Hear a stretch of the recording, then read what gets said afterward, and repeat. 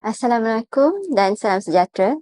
Saya Dr. Nur Nadia Zakaria adalah salah satu pakar ortodontik di Fakulti Pergigian Universiti Malaya. Pembedahan rahang ini diperlukan untuk sesetengah pesakit yang mempunyai masalah-masalah tertentu seperti rahang atas dan bawah yang berbeza saiz. Mungkin mereka adalah terlalu ke depan, terlalu ke belakang, terlalu besar atau terlalu kecil. Kadang-kadang juga terdapat pesakit mempunyai rahang yang tidak seimbang di mana ia tumbuh lebih ke kanan atau lebih ke kiri. So, ini mendatangkan pelbagai kerisauan atau mengganggu kehidupan pesakit. Ini juga boleh mendatangkan masalah lain seperti fungsi pertuturan, makan, estetik kecantikan rupa paras, dan ini merupakan salah satu faktor untuk mendapatkan rawatan pembedahan rahang ini. So, apabila rahang atas atau rahang bawah ini tidak berada di keadaan yang betul, pembedahan ortodontik atau pembedahan rahang perlu dilakukan. Pendakap gigi diperlukan dalam kes-kes pembedahan ortodontik kerana kami bersama dengan pakar bedah akan menyusun semula gigi dan rahang ke posisi yang betul. Gigi perlu disusun di posisi betul di atas rahang sebagaimana ia akan nampak seperti di akhir rawatan nanti. Gigi ini akan dikembalikan ke posisi yang lebih tegak atau ke posisi yang asal dan kemudian disambung dengan pembedahan. Maka gigi itu ada yang perlu dicabut atau dikembangkan dan disusun. Peranan pakar ortodontik adalah untuk membantu pakar bedah menyusun semula rahang. Kami akan menyusun semula gigi ke posisi yang betul di atas rahang dan ini memerlukan pelan perancangan multidisciplinary atau bersama pihak pembedahan. Gigi perlu disusun mengikut pelan pembedahan. Jikalau pembedahan ini memerlukan pembedahan dua rahang, maka penyusunan gigi juga adalah berbeza dan perlu disusun mengikut pelan pembedahan tersebut. Pembedahan rahang juga perlu dilakukan bersama dengan pakar ortodontik kerana terdapat dua faktor ya, terdapat faktor gigi dan faktor rahang.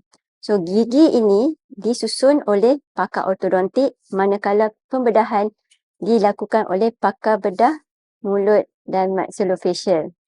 Rawatan pergigian ortodontik ini atau rawatan pendakap gigi adalah antara 1 hingga 2 tahun tertakluk kepada keadaan gigi. Sama ada gigi itu adalah kes yang mudah atau kes yang sedikit sukar. Gigi akan disusun ke posisi yang terbaik di atas rahang sebelum melakukan pembedahan. Ini mungkin menyebabkan gigi tersebut nampak sedikit teruk daripada keadaan asal. Ini kerana gigi disusun di atas rahang yang akan digerakkan ke posisi yang betul. Rupa gigi tu hanya nampak teruk buat sementara saja. Selepas itu, pesakit akan menjalani pembedahan. Selepas pembedahan, mereka akan sambung sedikit lagi 9 bulan atau hingga setahun untuk memperbetulkan sedikit lagi posisi gigi selepas pembedahan.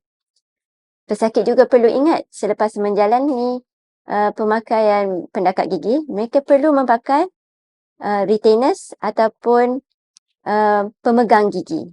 Pemegang gigi ini perlu dipakai untuk selama-lamanya atau selama anda mahu gigi itu berada di posisi yang betul. Kepentingan pemegang gigi ini adalah untuk memegang gigi selepas rawatan supaya ia tidak kembali ke keadaan asal dan kekal cantik.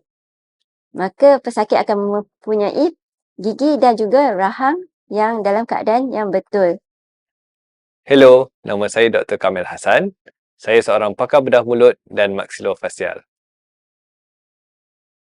Pembedahan ortodontik adalah sejenis pembedahan pembetulan rahang di mana kedudukan asal rahang dibetulkan dan diletakkan pada kedudukan di mana gigi-gigi dapat bertemu dengan lebih baik dan sama rata. Pembedahan automatik dilakukan di bawah bius arm di hospital. Pembedahan melibatkan potongan pada gusi di bahagian dalam mulut, maka tiada potongan atau parut pada bahagian kulit muka. Selepas tulang rahang didedahkan, potongan akan dibuat pada tulang dan kedudukan baru rahang ditetapkan menggunakan plet besi dan juga skru. Setelah kedudukan rahang ditetapkan, potongan pada bahagian gusi akan dijahit semula dan pembedahan selesai. Seperti pembedahan-pembedahan lain, pembedahan automatik akan menghasilkan beberapa outcome seperti sakit, kebengkakan, pendarahan dan juga jangkitan.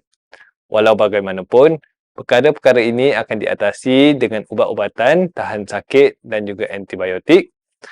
Kebengkakan adalah proses semula jadi reaksi badan terhadap pembedahan, manakala jangkitan kuman boleh terjadi dan lebih berisiko tinggi terhadap pesakit yang kurang imun.